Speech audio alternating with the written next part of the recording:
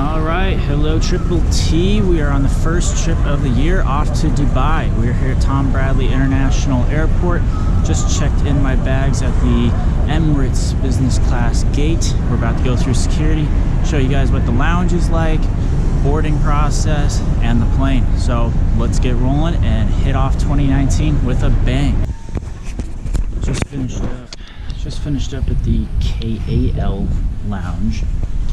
Not a lot of photography, videography allowed in there. Was able to get some pics. I like the feel. It's quiet, a lot of space, a lot of individual chairs, kind of a large seating area in the middle if you decide to whip out your laptop or want to meet with a couple people. They also have a nice little outside patio area, which I'll show you guys, which is right over there on the right side. So nicely overlooking the Tom Bradley International Terminal. We're gonna head over to PF Chang's here, use up my $30 credit for that, and then we're gonna head over to Emirates, hang out there for a little while, and then board the plane. Unfortunately, through the Emirates lounge you can't board, so gotta go down to the gate for that, but what are you gonna do? So what did we do? We ended up in the Emirates lounge.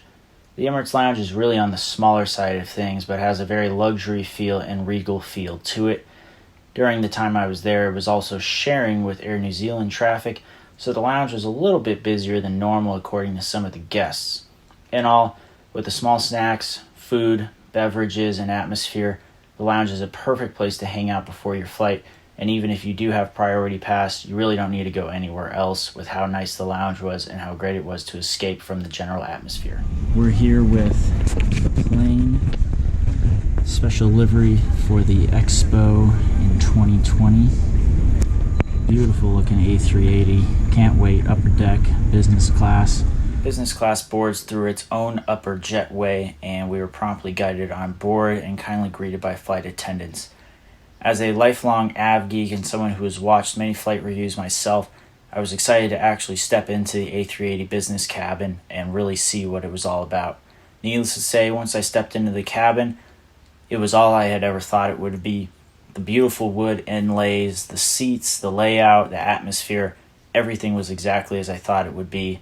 As we jump into a quick seat tour here, you can see in front of you, you have your large entertainment screen, which is touchscreen. You have your footwell below and a small footrest below that. On your left-hand side, you have a tablet which can operate the entertainment screen, along with a small cubby with some refreshments to use throughout your flight, and an upper cubby which came in handy. You also have 2 USB ports, headphone jack, AC power, a little remote, along with a reading light. Tray table is tucked underneath the left side, and there's a small handhold to click, which will release it. It does lock into place, and you can slightly slide it forward. Other than that, pushing it back in requires a little muscle, and you really got to give it a good push at the end to get it to lock into place. Other than that, the seat was really phenomenal. It also came with headphones, which were advertised as noise canceling.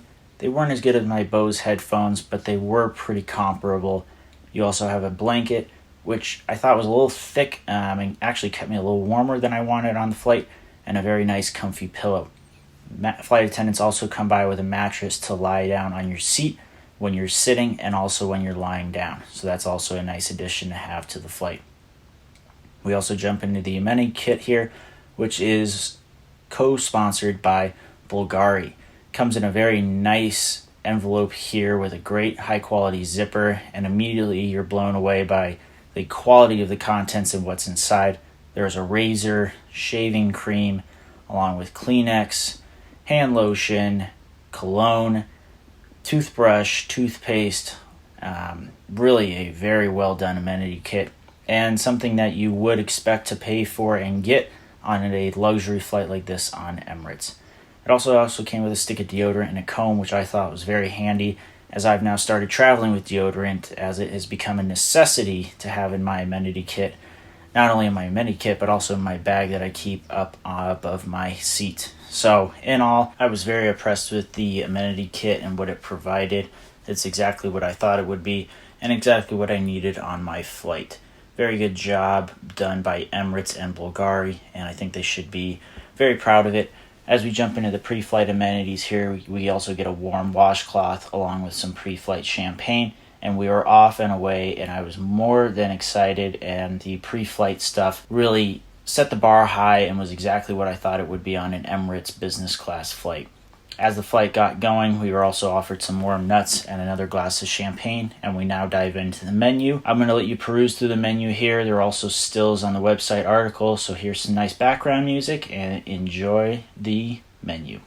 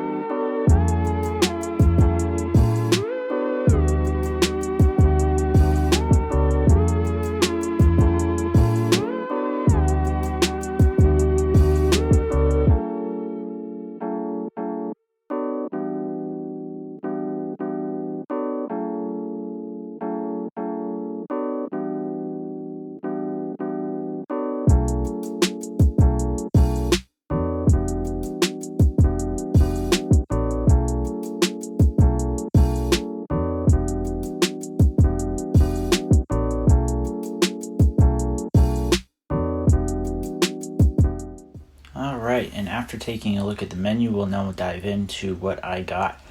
I started with the crab timbali, which actually was pretty good. Definitely a seafood flavor to it. It was also served with a warm piece of bread, a salad with some balsamic vinaigrette dressing. In all, very good and a nice way to start the meal session. After that, I went with the chicken madras. My culinary terminology is off, and I didn't think I was going to be getting curry, but it ended up being not too bad. A little couple crunchy pieces of rice, but other than that, solid dishes across the board. From what I've heard, the lamb rack is very good, which was another option, but unfortunately they were out of it by the time they got to me. As we move on to dessert here, I went with the vanilla bean cheesecake, which was topped with some chocolate mousse, cherry compote, as well as some warm chocolates. In all, very good. The dessert was extremely rich, and with a port wine, it really sent everything over the top. So in all, very satisfied with the meal service and thought it was a good offering for the flight. As we jump into the restroom here, definitely as luxurious as the seat, even though it is a restroom on a plane. There was cologne on board, along with additional sets of the amenity kit if you need an additional toothbrush or toothpaste, and a warm towel. There was also the upper deck bar, which is something coveted with the A380 and Emirates, and I will say it lives up to the hype, and it is most certainly worth it. Now we will dive into the entertainment system. The ICE system that Emirates has been award-winning for multiple reasons, and you'll see that here in this brief overview of the entertainment system. ICE stands for Information, Communication, and Entertainment. We'll start with the information section, which has a wide variety of certain informational items about the flight, including a flight overview and multiple cameras of the flight, which is unique to Airbus and the A380.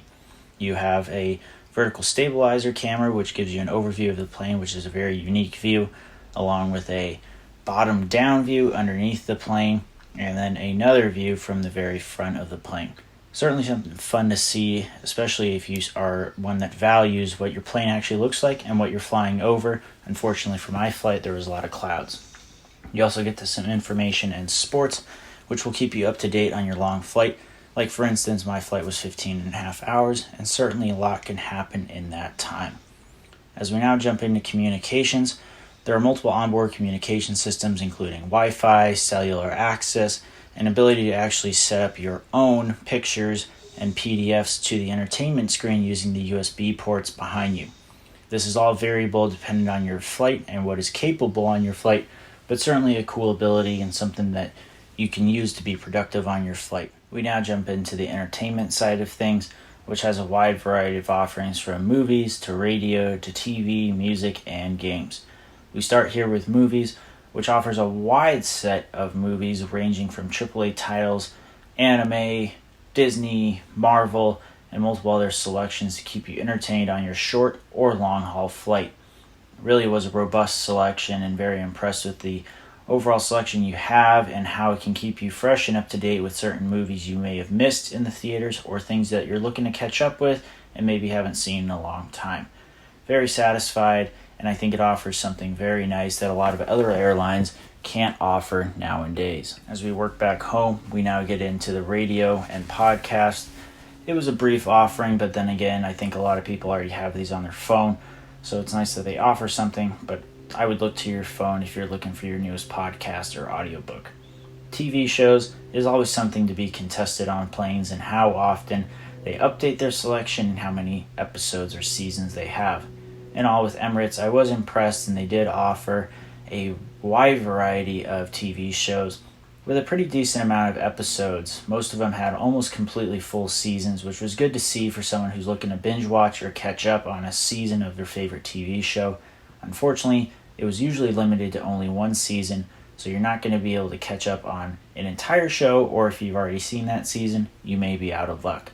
But either way, definitely something good to see, and the airline is definitely committed to keeping those entertained on board. And finally, we'll jump into the music here. Again, another good offering in terms of the music selection on board. I thought it was nice and refreshed and has plenty of genres to keep you entertained if you want some background music while you're eating, or something if you're looking to fall asleep to. Definitely offers the full and complete setup. Lastly, we'd look at games.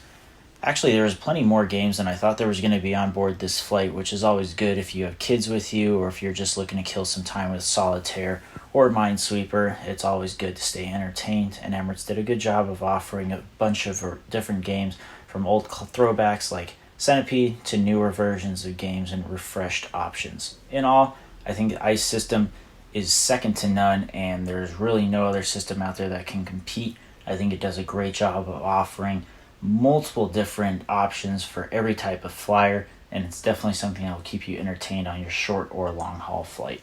As we begin to finish up here, we get into the bedding and lie flat situation. As I talked about earlier, flight attendants do come by with a mattress, which does offer some extra cushion to the seat and does take up the entirety of the seat.